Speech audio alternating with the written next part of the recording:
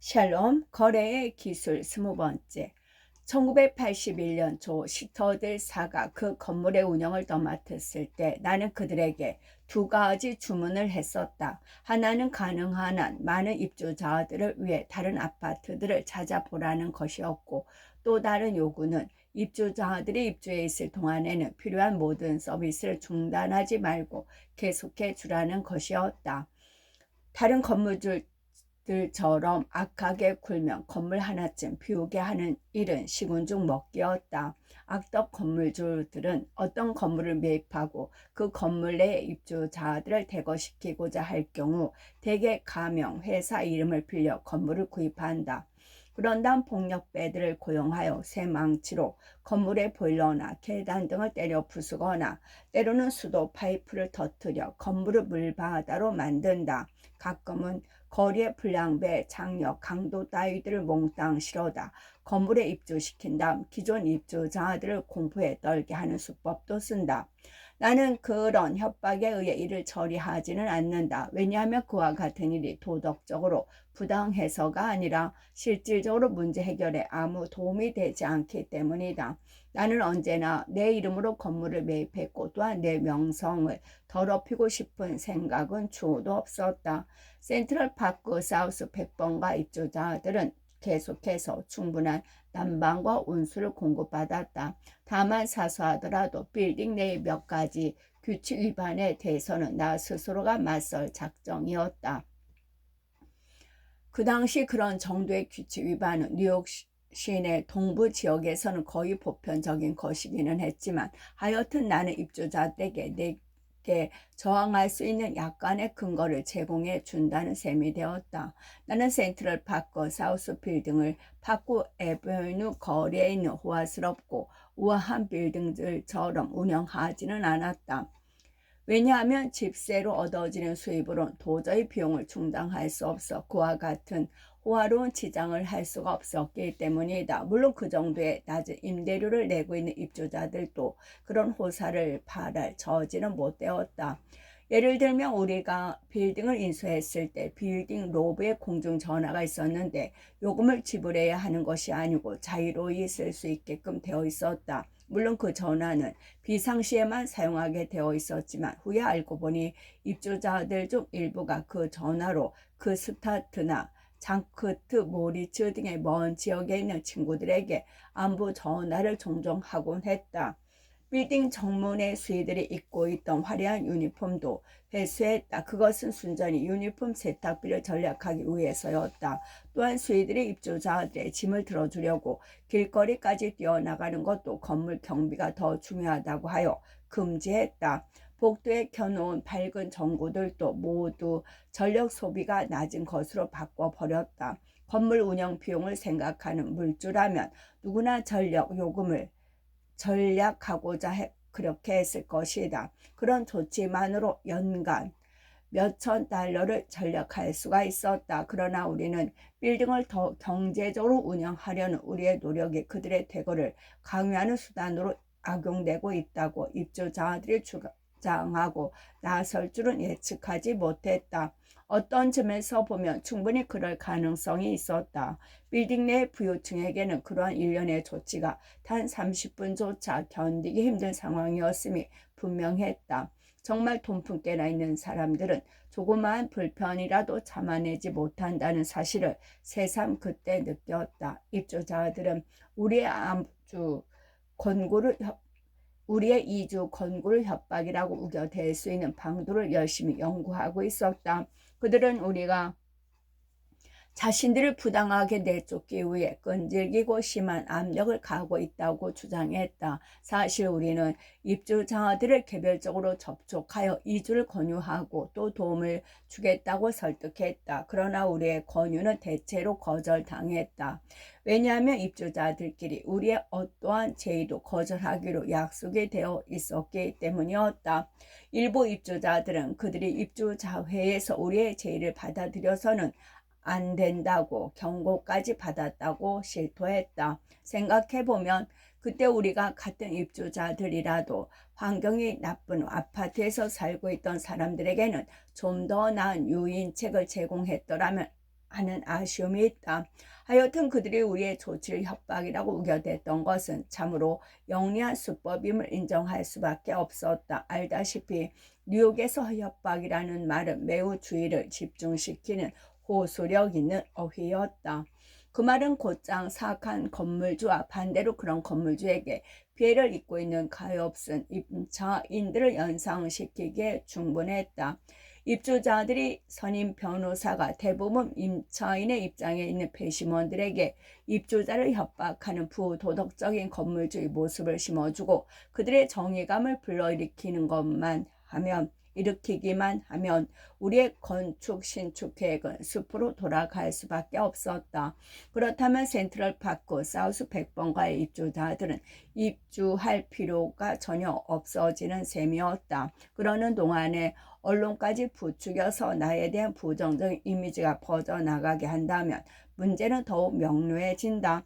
내가 그들이 주장하는 바를 부인하려고 용을 써보았지만 그건 한낱 지어낸 듣기 좋은 사탕 발림이라 여겨질 뿐이었다. 불행하게도 우리는 몇 가지 실수를 저질러 입주자들의 발언권만 더 강화시키는 결과를 초래했다. 예를 들면 집세를 상당 기간 내지 않아 연체 상태에 있는 입주자나 또 법률에 의하면 임대료 규제의 혜택을 받기 위해서는 빌딩 내 아파트를 실질적인 주거지로 사용하야만 하는데도 그렇지 않은 입주자들을 대상으로 퇴거를 위한 절차를 진행시킨 점이었다. 뉴욕 시내 어느 집주인도 그러한 상황에서는 퇴거 조치를 취해왔다. 또한 그런 조치는 합법적이었고 따라서 몇몇 경우에는 우리 측이 성공을 거두기도 했다. 그런데 멍청하게 약간 결함이 있는 몇 가지 경우까지 문제를 제기했던 게 사달의 발단이 되었다. 예를 들면 우리는 입주자 중 한 사람이 집세를 납부하지 않았다고 주장한 적이 있었다. 후에 판명되었지만 그 입주자는 집세를 납부했고 증거로 지불된 수표까지 가지고 있었다. 단지 건물 경영을 맡고 있던 시터들 사이의 격리 장부에만 그 사실이 기록되지 않았던 것이었다. 시터들 측에서는 그 사람에게 퇴거 조치를 철회하겠다고 설득했다. 그러나 입주자들의 선임 변호사가 그렇게 좋은 증거를 놓칠 까닭이 없었다. 또 한 경우는 우리가 퇴거 절차를 밟는 데서 법적으로 정해진 일정 기간의 예고 절차를 충분히 거치지 않은 점이었다. 우리 측에서는 절차를 충분히 검토한 후 취한 조치였다고 생각했지만 법정에서 판명된 바로는 법정 예고 기간이 법률 개정으로 더 길어졌다는 사실을 간과했었다. 또 한 가지 실수는 빈 아파트의 창문 유리창들 모두 색칠한 점이었다. 우연하게도 그런 조치는 뉴욕시 정부가 시소유 아파트를 불량배들의 시야로부터 보호하기 위해 모두 색깔 있는 유리창으로 바꾼 조치와 일치했다. 문제는 뉴욕시 소유의 아파트가 센트럴파크 사우스 지역에는 하나도 없었다는 점이었다. 그런 상황들을 처음부터 치밀하게 고려하고 이를 추진했더라면 일은 훨씬 수월하게 진행되었을 것이고 잡음 역시 많이 줄어들었을 것이다. 그때 발생했던 문제들 중에서 가장 어려웠고 논란을 불러일으킨 것은 센트럴파크 사우스 지역에 집 없는 사람들을 위해 우리 건물 내에 빈 아파트를 임시로 제공했던 일이다. 내가 그 빌딩을 인수한 지 1년 후, 그러니까 1982년 여름 뉴욕에서는 무주택 문제가 시민의 최대 관심사였다. 그때 어느 날 아침 집 없는 사람들이 센트럴파크 내 벤치 위에서 잠을 자고 있는 것을 본 나는 갑자기 어떤 생각을 떠올렸다. 그때 나는 센트럴파크 사우스 100번지 빌딩에 10개 남짓한 빈 아파트를 갖고 있었다. 빌딩을 해체할 예정이라서 빈 아파트가 생기더라도 다시 입주 계획을 맺어 입주자들을 받아들이지 않았기 때문이었다. 그렇게 비어있는 아파트를 시 당국이 한참 고민 중인 무주택 문제 일시적 해결을 위해 잠시 빌려준다고 해서 문제가 될 소지가 전혀 없었다. 거리의 무주택자들을 잠시나마 입주시켜 현재 그 빌딩 내에 살고 살고 있는 부유한 사람들과 유사하게 거주게 할 경우 기존의 부유층이 갖게 될 불평이나 불만 따위는 생각해 보지도 않았다. 다만 뉴욕의 길거리가 무주택자들로 붐비는 상황에서 빈 아파트를 활용하지 않는 것은 일종의 불명예처럼 여겨졌기 때문이었다. 그런데 그러한 나의 죄는 갑자기 신문 사설과 기고가들에 의해 비판을 받기 시작했다. 시 정부에서도 여론의 향배를 짐작하고 내 제의를 정중히 거절하고 나섰다. 어느 신문사의 칼럼 리스트는 내가 폴란드 망명자들이 계속 나의 비어있는 아파트를 임시로 쓰고 싶다고 요청해 온 것을 거절했다고 내 입장을 일부 변호하려고 했지만 나의 당초 제의는 시 정부나 여타 사람들에게 그 진실된 뜻이 전달되지 못했다. 사실 그때 내 제의를 철회할 생각이었다. 나의 법률 고문이 상황 파악을 한 후 조언하길, 만일 어느 누구라도 빈 아파트에 입주를 시킨다면 비록 임시 변통으로 아파트를 제공하더라도 나중에 그들을 대거시키기가 법률적으로 매우 어려워지리라고 했기 때문이다. 그래서 결국 나의 제의는 철회되고 말았다. 그러나 그러한 제의로 인해 여론의 파문이 일자 사태는 더욱 어려워졌다. 문제는 이를 공개적으로 노출시켰다는 데 있었다. 언론 매체와의 관계에 대해서는 당시 별로 경험이 쌓이지 못한 상태였다. 하여튼 나는 꽤나 귀중한 교훈을 더 얻겠다. 어떤 일이든 그 일이 가져올 사후의 영향을 충분히 검토한 뒤가 아니면 비록 자선일지라도 순간적인 판단에 따라 처리하지 말아야 말다는 점이었다.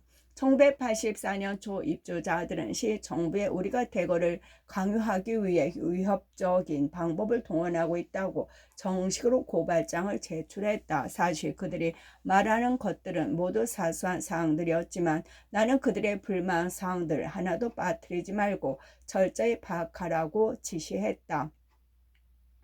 그런데 그것마저 부족했다. 1985년 1월 시 정부는 입주자들의 고발 내용을 검토하겠다고 정식으로 발표했다.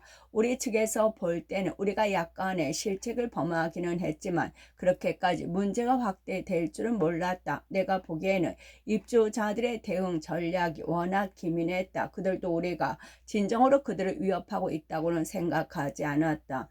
대신에 그들은 그처럼 싼 가격의 아파트에 계속 눌러 있기를 원하고 최악의 경우 물러나더라도 최대한 유리한 타결점을 찾아내려는 의도였다. 입주자 회의에서는 그들의 주장을 더욱 소리 높여 외쳐댔다. 거의 50명에 가까운 입주자들이 모두 고발장을 제출하여 각자 나름대로의 불만을 나열했다. 심지어 그들 모두 고발장 끝마무리를 일제 도널드 트럼프는 현대판 스크루지다라고 기술할 정도였다.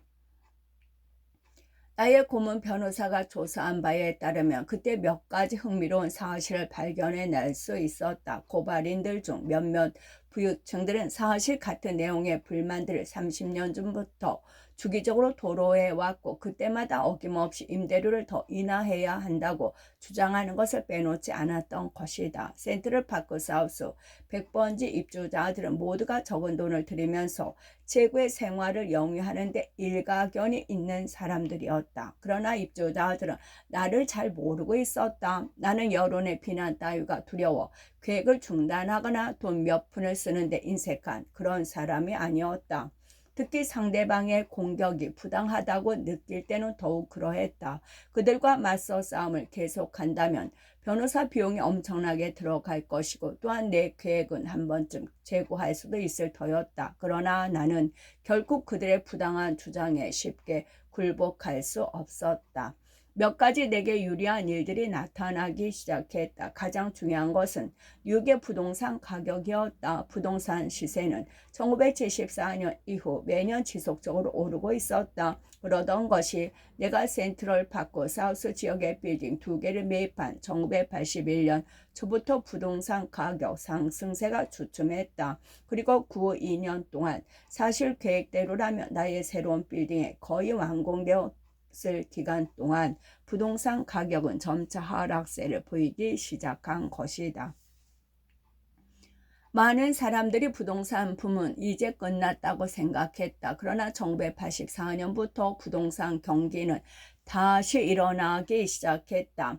경제학적으로는 설명하기 곤란한 현상이었다. 1981년 갈경 신혼부부가 살만한 아파트 한 채가 9만 3천 달러 정도로 값이 올랐다. 그 가격이 1983년 초에는 6만 7천 달러까지 떨어졌다. 그런데 1985년 1월경, 그러니까 나와 입주자들의 싸움이 절정에 달할 무렵 그 정도의 아파트 가격은 12만 4천 달러까지 뛰어올랐다. 요약해 말하면 입주자들이 나의 계획을 지연시키기 위해 온갖 노력을 다하고 있는 동안 뉴욕의 부동산 가격은 거의 2배 정도 상승했던 것이다. 바비존에 있는 건물 하나만으로 당초 내가 의도했던 계획보다 훨씬 많은 수익을 얻게 되었다. 뿐만 아니라 이제는 센트럴파크 사우스의 빌딩 내 많은 아파트들이 비어졌다. 결국 법적으로 우리는 비어진 아파트를 시세대로 다시 임대할 수 있게 되었다. 그야말로 나는 동방석 위에 앉게 된 셈이었다. 또 하나 유리한 상황은 그 기간 중에 건축 양식과 기술이 변화하고 있었다는 점이다. 내가 센트럴파크 사우스 지역에서 건물들을 구입할 당시만 해도 고층 건물의 양식이라곤 길쭉하고 유리로 된 현대식 탑 모양뿐이었다. 트럼프 타워가 아마 전형적인 예가 될 것이다. 그런 건축 양식이 크게 유행했고 또 성공적이었기 때문에 나도 센트럴파크 사우스 지역에 두 건물을 헐어버린 다음 비슷한 양식의 높은 빌딩을 질 작정이었음은 두말할 필요가 없었다. 그런데 1984년부터 건축 양식의 복고풍의 새로운 바람이 일기 시작했다. 뉴욕 시내에서 고급 아파트를 구입하는 사람들은 유행에 무척 민감하다. 건축 양식도 예외는 아니었다.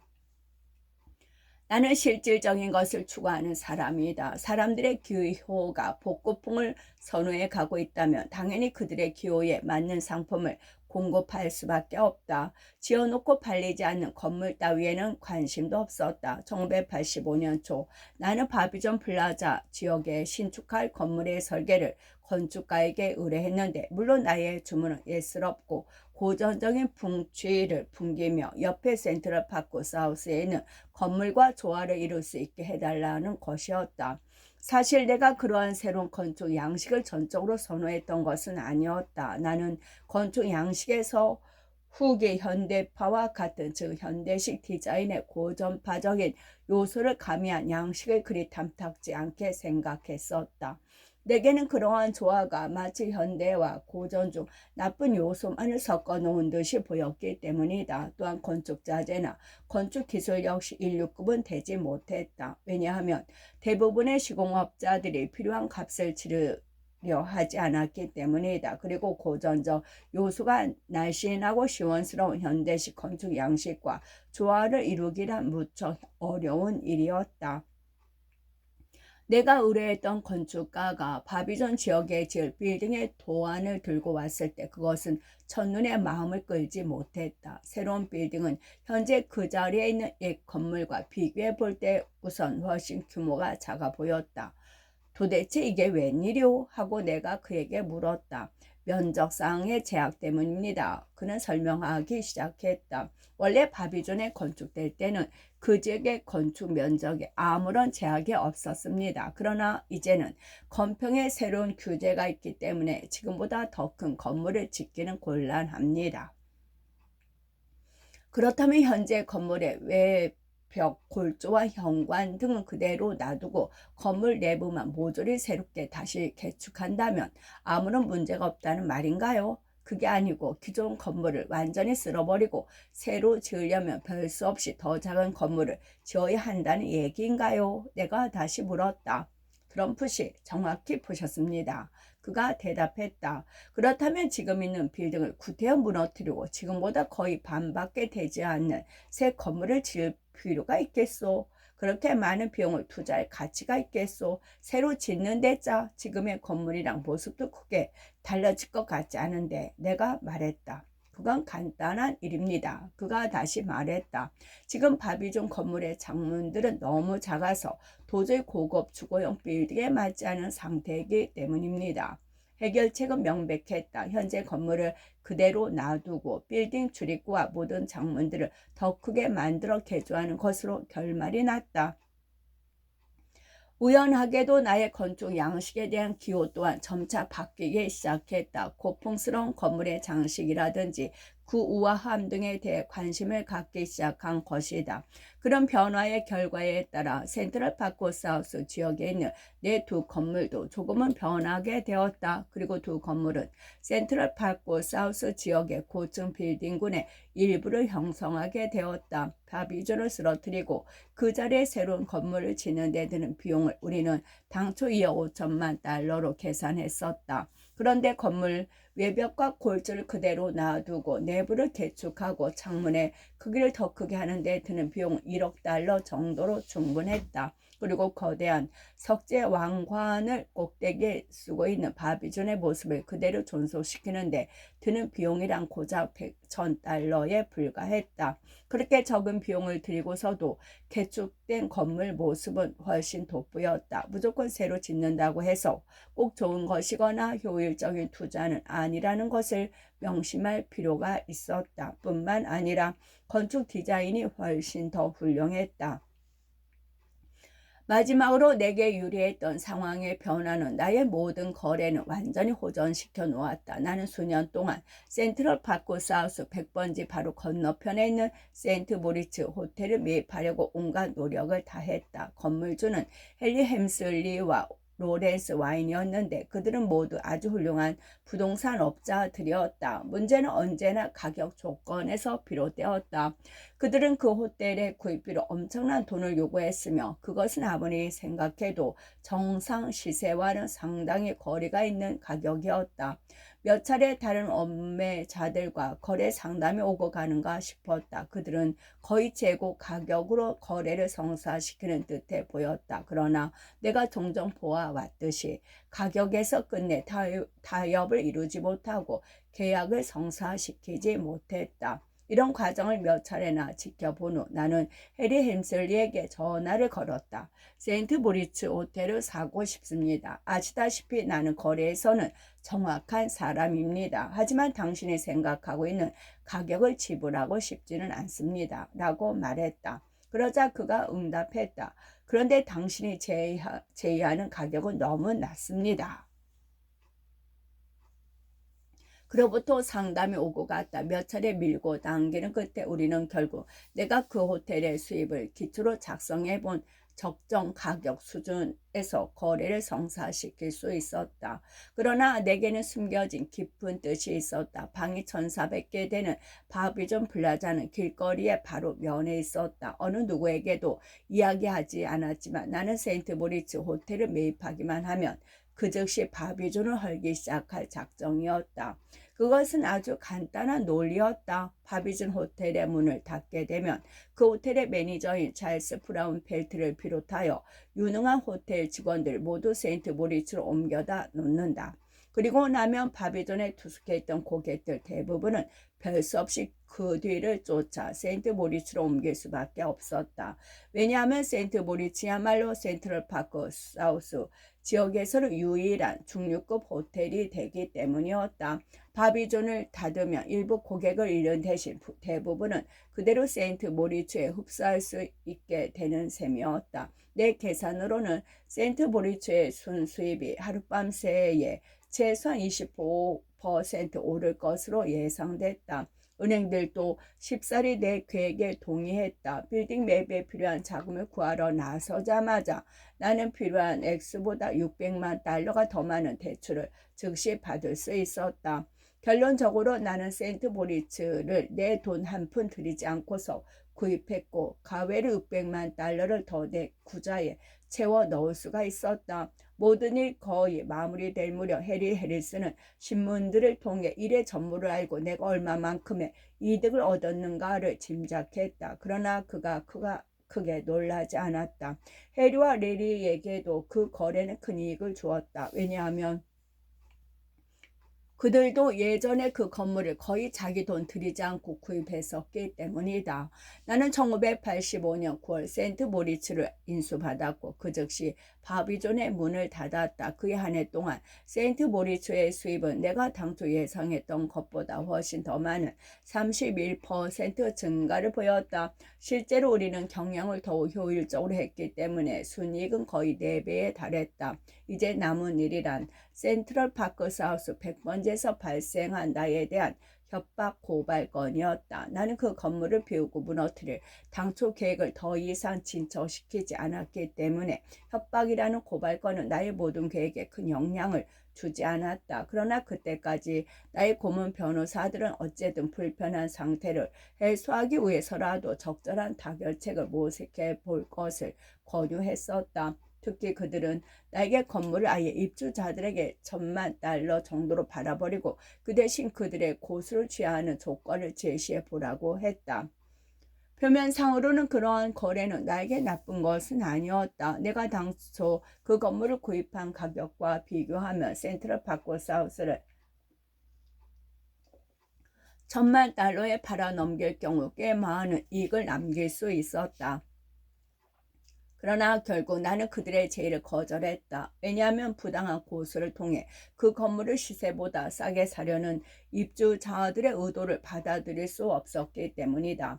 입주자들과 그들의 선임 변호사들은 나의 그러한 강경한 입장 때문에 저절로 글로 들어올 수 있었던 불로이득을 얻지 못했다. 오늘날 뉴욕 시내의 모든 사람들은 각자의 아파트를 세를 얻기보다는 소유하고자 한다. 그동안 협박 고수권은 법원에 계류 중이었다. 1985년 8월 뉴욕주 지방법원은 협박을 입증할 만한 뚜렷한 증거가 없다고 최종 판결을 내렸다. 1986년 12월 드디어 뉴욕주 최고법원은 하급 심의 결정을 만장일치로 지지했다. 양측 변호사들은 계속해서 타협점을 찾고자 애썼지만 1986년 말 결국 입주자들 대부분은 나에 대한 고소를 지하하고 더는 문제를 거론하지 않게 이르렀다. 나는 더 이상 그 건물을 헐어버릴 계획이 아니었기 때문에 입주자들에 대한 대거 절차를 중단하고 그들과 새로운 입주 계약을 맺었다.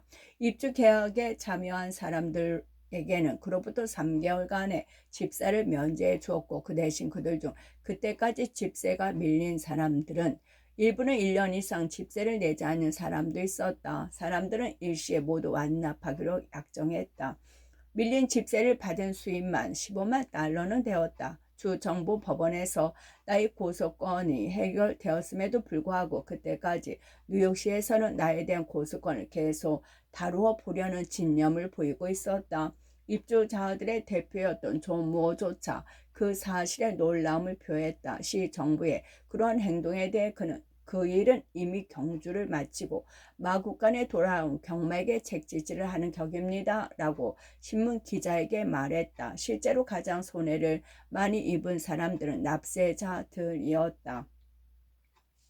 시 정부에서는 이미 사람들의 뇌리나 관심에서 떠난 사건에 대해 비용을 지불하고 인력을 소모하면서 다시 더 시급한 문제들을 뒷전으로 밀어놓고 있었다. 내가 보기에는 그러한 시 정부의 행동은 뉴욕시장이었던 에드 콜을 트럼프 타워에서 내쫓았기 때문인 것 밖에는 해석되지 않았다. 그러는 동안 나는 바비전 플라자를 트럼프 파크로 개명하고 개축 공사를 개시했다. 여러 가지 급한 일 중에 가장 먼저 착수한 것은 홀즈 회사라는 시공업체를 통해 바비존의 창문들을 넓히는 작업이었다. 다행히 그들의 기술은 훌륭했다. 수주일에 걸쳐 그들은 바비존의 작고 답답한 창문을 탁 트인 시원한 창문으로 바꾸어 주었다. 그 조그만 작업의 효과는 엄청났다. 밖에 있는 아름다운 경관을 그대로 온통 흡수할 수 있었기 때문이다. 그 당시 일기 시작한 새로운 빌딩 신축 붐 속에서도 우리는 매우 유망한 매물을 가지고 있는 셈이었다. 고전과 현대의 조화물인 바비존이 그것이었다. 바비존의 외부 장식과 겉모습 그리고 꼭대기의 답 장식은 그대로 놔둔 채였다. 12피트 높이의 전장도 그대로 놔두었다. 그 정도의 전장 높이를 유지하려면 비용이 엄청나서 웬만한 건축업자는 엄두도 못 낼 일이었다. 그리고 건물의 개축은 다른 오래된 건물에 비해 또 다른 이점, 즉 새로운 배관 시설, 매끄러운 벽면, 새로운 전기 시설, 더욱 빠른 엘리베이터, 그리고 물론 넓은 창문 등 그 이점이 상당했다. 바비존의 개축은 1987년 가을까지 끝내도록 예정되어 있었다. 그러나 1986년 10월부터 공사가 완공되어 그때부터 아파트의 입주가 시작될 수 있었다. 그로부터 8개월 내에 전체 아파트 수의 80%인 270채의 아파트의 입주가 완료되었다. 어떤 사람은 아파트 몇 채를 한꺼번에 2천만 달러로 주고 구입하기도 했다. 모든 아파트들이 입주가 끝났을 때 우리는 모두 이어 4천만 달러의 수입을 올렸다. 그것은 센트럴 파크 사우스의 건물과 2층 상가의 어떤 사업도 시작하기 전이었다. 모든 일은 성공적으로 결말이 났다. 센트럴 파크 사우스 100번지 입주자들은 그들의 아파트를 계속해서 사용할 수 있었고, 센트럴 파크 사우스 지역은 그 유명한 두 개의 빌딩을 그대로 보존할 수 있었다. 시 정부에서는 재산세 수입을 더 많이 걷어들일 수 있게 되었다. 나는 최종적으로 1억 달러 이상의 순이익을 얻었다. 모든 사람들이 실패할 것이라고 예견했던 사업에서 그처럼 이득을 본 것이다. 그것은 순전히 입주자들이 나의 계획을 지연시켰기 때문이었다. 끝.